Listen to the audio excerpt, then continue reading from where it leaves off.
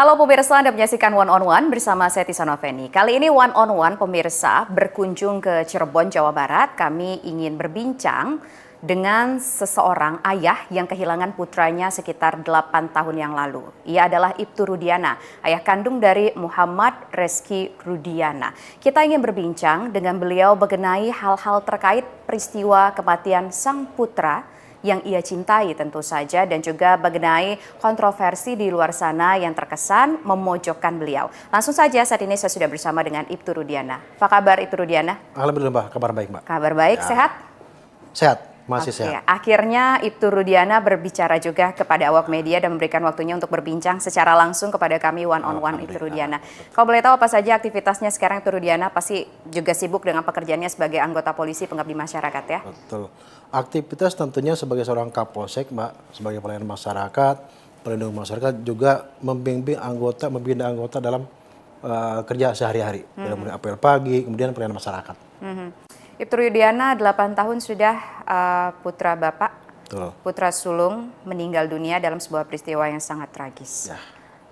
Apa yang Bapak ingat dari sosok almarhum? 8 tahun Mbak ya. Memang cukup berat buat saya. Karena almarhum sosok anak yang sangat sopan, kemudian patuh sama orang tua. Panggilan ke saya aja, panggilan saya manggilnya Mbak. Jadi dia kalau manggil saya Mbak namanya. Kenapa Mungkin beda yang lain. Artinya dia sangat menyayangi saya sebagai bapaknya. Makanya ada panggilan sayang kepada saya. Seperti itu. Kalau ada kenangan yang tidak terlupakan nggak dengan almarhum? Kenangan pada saat dia jalan-jalan dengan saya, terutama pada saat kami jalan ke mana, ke Tegal ya, ke Ditapak di sana. Kebetulan saya bersama keluarga juga, sama anak-anak saya, kami berempat ke sana, anak-anak. Itulah yang nggak bisa saya lupakan. Yang nggak bisa dilupain momennya apa sih waktu itu Pak Rudiana? Momennya pada saat saya naik yang naik ke atas bekas Mbak. Saya sama Eki, di situ begitu selesai kita naik mainan yang namanya Mbak? Kayak roller coaster Roller coaster gitu. Turun kita muntah dua-duanya. Kompaknya tapi muntah dua-duanya ya, nggak kuat sama ketinggian gitu ya Iya. Pak Rudiana. Pak Rudiana, itu kan cerita mungkin Eki sekitar mungkin usia berapa tuh waktu itu yang Pak Rudiana barusan Itu ceritain? cerita sekitar usia itu 15 tahun Mbak ya, setahun sebelum kejadian. Setahun sebelum kejadian. Nah, sebelum peristiwa tragis ini terjadi, ada komunikasi terakhir apa sih Pak Rudiana sama Eki? Komunikasi pada saat itu kurang lebih 3-4 hari sebelum meninggal Mbak ya. Harinya saya lupa. Namun saya itu Eki main ke rumah, terus kemudian berbincang dengan kami sama anak juga, makan bareng satu meja. Itulah disitulah terakhir saya ketemu sama almarhum. Eki nggak pernah cerita waktu itu misalkan dia di pergaulannya punya temen deket siapa atau mungkin musuhan sama siapa, kan biasa ya anak remaja kadang-kadang ini nggak satu circle, ini satu circle. Pernah nggak sih cerita-cerita tentang kehidupan permainannya? Tidak pernah sih Mbak, karena di mata saya dia sosok yang sangat baik. Sangat baik, terus kemudian rajin ibadah. Jadi cerita tentang adanya masalah di luar tidak ada sama sekali di mata saya. Tapi memang Pak Rudiana tahu Eki ikut bergabung di sebuah klub motor gitu, perkumpulan sepeda motor. Saya malah tidak tahu, karena setahu saya dia anak baik Mbak. Anak baik, tidak pernah bergabung dengan dunia ini kayak gitu. Nah, tadi Pak Eki kan bilang 4 hari sebelum kejadian Eki sempat datang ke rumah makan bareng sama Pak Rudiana. Berarti selama ini Eki nggak satu rumah ya dengan Pak Rudiana? Betul, karena jujur Eki ikut sama mamahnya. Oh ya, tapi meskipun ikut sama mama, orang tua udah berpisah, komunikasi antara ayah dan anak tetap lancar, tetap main bareng, begitu ya Pak ya? Iya, betul. Kalau misalkan sama soal Vina, Eki cerita, aku punya teman dekat perempuan gitu, pernah cerita? Kebetulan kalau sama Pindah sendiri, saya mungkin 2 kali ketemu pada saat kami makan malam, dan kemudian Eki datang menemuin saya, ikut makan bareng, sempat ngobrol sama Pina. Ngobrol apa Pak sama Vina waktu itu? Artinya ngobrol biasa Mbak ya, sebagai keluarga, kemudian datang anak sama temennya, kita komunikasi biasa aja. Tapi ngenalin Pak, ini Ya, teman dekat aku, teman, ya. cuma ngomong teman Kan aja. dia masih sekolah SMA. Oh ya, tapi waktu itu Pak Rudiana tahu ini teman spesialnya Eki pada saat itu? Teman biasa aja. Oh, ya, teman biasa main. aja.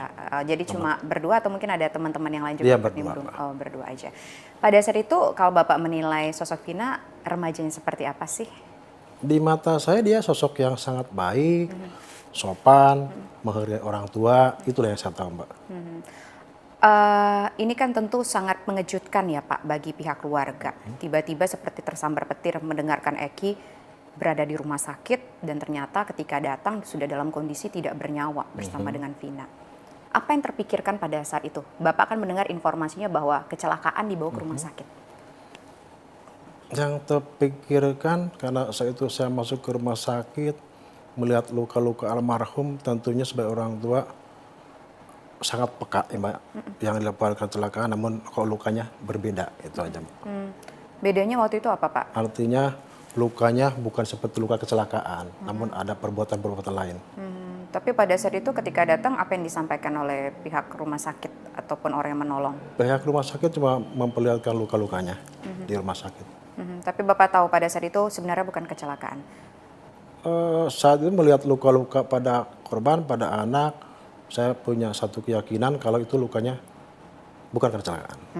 Tapi pada saat itu mungkin karena masih dalam kondisi yang shock juga, jadi pada saat itu belum bisa melakukan mencoba menganalisis pada saat itu malam itu belum bisa ya Pak ya, tapi sudah curiga begitu. Betul. Nah, yang Bapak ketahui peristiwa ini seperti apa sih Pak? Apakah sama dengan yang kita lihat di film-film?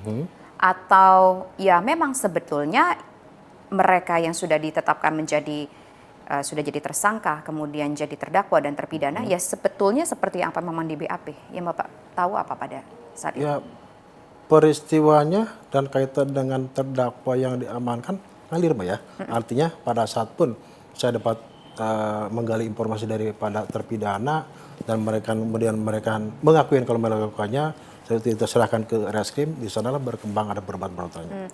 Ya, Pak Rudiana, malam itu Bapak curiga, ini kayaknya anak saya meninggal bukan karena kecelakaan. Tapi kan Bapak tidak langsung mencoba menganalisis itu, tidak langsung mencoba mencari tahu. Itu baru mencari tahu, berupaya untuk menemukan titik terang itu mulai kapan? Kok nggak salah tanggal 27 kejadian ya Pak ya? Betul. Dan tanggal berapa Bapak mulai bergerak untuk melihatnya?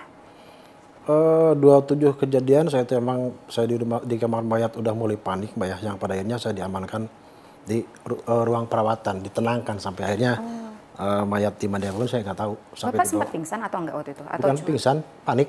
panik. Panik dengan melihat anak saya meninggal dan luka seperti itu, tentunya orang tua manapun mungkin akan sama seperti saya. Nah, pada saat malam 27 itu nggak bisa ngapa-ngapain, bahkan sempat dievakuasi ke ruang perawatan Bapaknya pada saat itu. Kemudian saya juga dengar di luar, Bapak tuh curiga juga ngelihat kondisi motor Eki almarhum, kondisi helmnya segala macam. Nah, itu mulai mencoba mencari titik terangnya itu per kapan, Pak? Itu tanggal 29. Berarti jeda dulu 2 hari, Ya. 29. Tanggal 29 saya udah mulai normal, kemudian saya coba lihat motor yang posisinya ada di Polsek Talun. Di Polsek Talun saya lihat motor kok cuma lecet di bodi sebelah kanan. Seperti itu. Sehingga saya punya suatu keyakinan, tambah yakin hati nurani sebagai orang tua kalau anak saya bukan karena kecelakaan. Logikanya ketika lihat luka yang cukup parah, kemudian lihat motornya kok tidak rusak, kok tidak masuk akal. Mestinya dengan luka itu motor minimal rusak atau mungkin bagian depannya rusak bagaimana gitu Mbak. Helmnya gimana waktu itu? Pakai helm nggak waktu itu ada Saat kejadian itu saya diamankan? tidak melihat helm karena posisi helm mungkin di dalam, yang saya lihat cuma motornya aja. Oke.